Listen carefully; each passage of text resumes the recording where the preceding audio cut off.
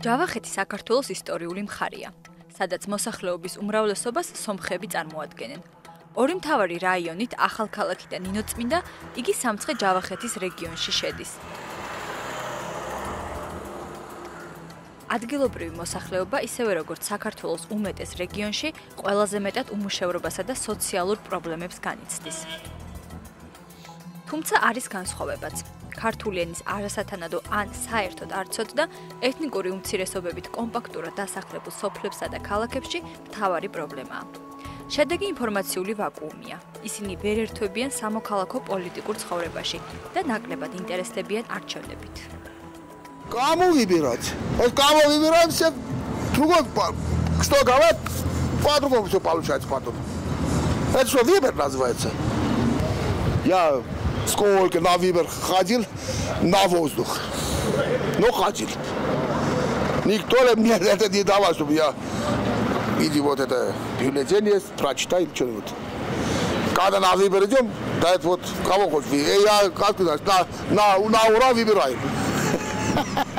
Телеканал грузинский мы не смотрим. Русские и армянские смотрим, поэтому не знаем, что там происходит. Ну, наверное, поэтому. А язык имеет значение? Ну, конечно, имеет. Грузинский почти не знаем. И что бы вы хотели, чтобы изменилось на будущие выборы для вас? Ну, на будущее не знаю. Наверное, для молодежи все уже они грузинский учат в школах. Ну, наверное, лучше будет, не знаю. Для нас уже ничего лучше не будет. Я так понимаю. Население нашего района, вот Ниноцминского района, раньше тоже не ходили на выборах. Потому что не было вот надежды на государство, на правительство, на местное руководство. Сейчас наоборот стало, знаете, народ ходит на выборах, и никто не заставляет. Самое главное, чтобы они знали, когда выборы будут и какие выборы будут. მიუხედავად იმისა, რომ არჩევნებზე ორი ყველაზე დიდი ეთნიკური უმცირესობის ჯგუფის, სომხების და აზერბაიჯანელების მაღალი აქტივობა, მათ როგორც წესი ხმის მიცემის ერთნაირი ქცევა აქვთ და თითქმის ყოველთვის მმართველ პარტიას უჭერენ მხარს.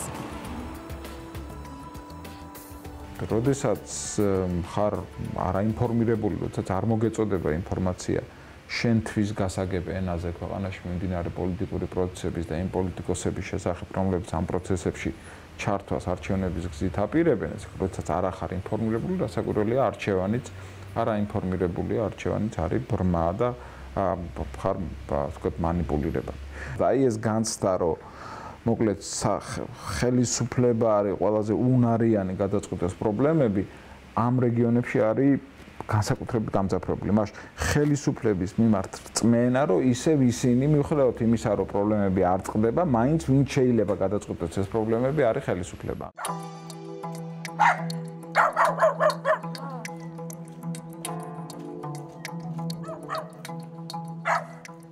ატარა ქალაქ ნინოწმინდაში ადგილობრივები მცირე ბიზნესით და ფერმერობით არიან დაკავებულები. ლუსინო სკოლაში მუსიკის მასწავლებელია. მისი ხელფასი საარსებო მინიმუმზე 160 ლარზე დაბალია. ამიტომ ერთადერთი გამოსავალი საკუთარი თავი და ოჯახის წევრები არჩინოს ფერმერობა და მცირე ვაჭრობა არის. Очень много проблем есть. Вот эти дороги в очень плохом состоянии. Воды нету, может сказать, канализации тоже нету, работы тоже нету. Люди не хотят идти в выборах, потому что там нереально. Они все сами выберут. И все, ничего не меняется. Если кто-то там сидит, там работает, это нам не касается. ნინოწმინდასა და ახალქალაქში ქართულად საუბარს იშვიათად გაიგებთ. რუსული ან სომხური თუ არ იცი, ფაქტობრივად ადგილობრივებთან კომუნიკაციას ვერ შეძლებ. აქაურები ამბობენ, რომ ეს მათთვის საკმაოდ სერიოზული პრობლემაა. ფიქრობენ, რომ ქართულის არ ცოდნა ხელს უშლის დასაქმებასა და უმაღლესი განათლების მიღებაში. Ох, не знаю, грузинский не знаешь, значит дома сиди, все. Нельзя работать. Вот стою на улице, зачем должна стоять? У меня профессия, у меня диплом, все есть. Мне кажется, уже к худшему идем. Армянский не знаем, грузинский не знаем, куда идти не знаем.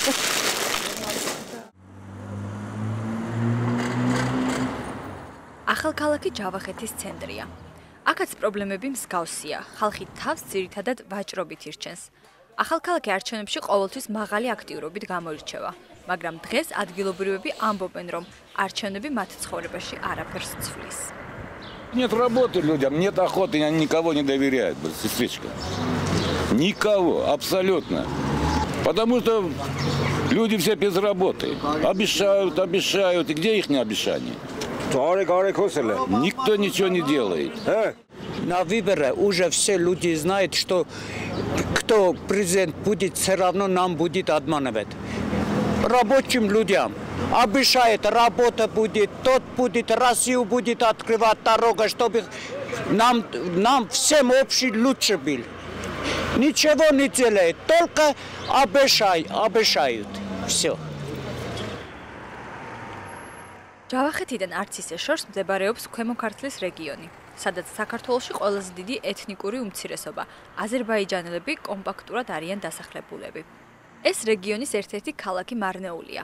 პრობლემები აქაც ისეთივეა, როგორც ჯავახეთში. აზერბაიჯანელებიც თავს მიწადმოქმედებით და მეცხოველეობით ირჩენენ. არჩევნებში მონაწილეობის მაღალი მაჩვენებლის მიუხედავად, როგორც წესი, ისინი პროცესში გათვითცნობიერებულები არ არიან. ინტერესიც და ბუნებრივია ჩართულობაც ქვეყნის მიმდინარე პოლიტიკურ საზოგადოებრივი ცხოვრების მიმართ დაბალი აქვთ.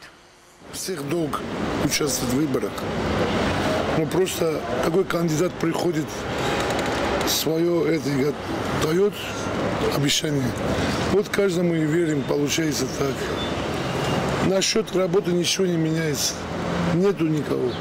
Здесь люди, контингент азербайджанцы. 80% людей не знают грузинского языка и остаются без работы. Все. За годом ничего не изменяется. Наоборот, идет хуже и хуже.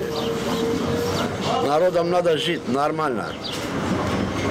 Народ должен работать. Народ должен семью кормить. Народ должен детей кормить. А этой возможности нету. У нас есть проблема в грузинском языке. Мы не умеем читать, например. Да, вот я не умею по-грузински читать. Мы не читаем, мы просто голосуем, вот все. Вот наша большая проблема. ქვემო ქართლში აზერბაიჯანულ საზოგადოებაში შედარებით ტრადიციული ცხოვრების წესი აქვთ. ოჯახში გადამწყვეტი სიტყვა მამაკაცს ეკუთვნის, თემში ადგილობრივ ავტორიტეტებს. ამიტომაც აქ არც ისე იშვიათია არჩევნებში ამა თუ იმ პარტიასა და კანდიდატისთვის კოლექტიურად ხმის მიცემა. მარნეულში ყოფნისას ჩვენ მოხვდით აქციაზე მეტი ქალი პოლიტიკაში, რომელიც 8 მარტს ქალთა საერთაშორისო დღეს მთელი ქვეყნის მასშტაბით ჩატარდა.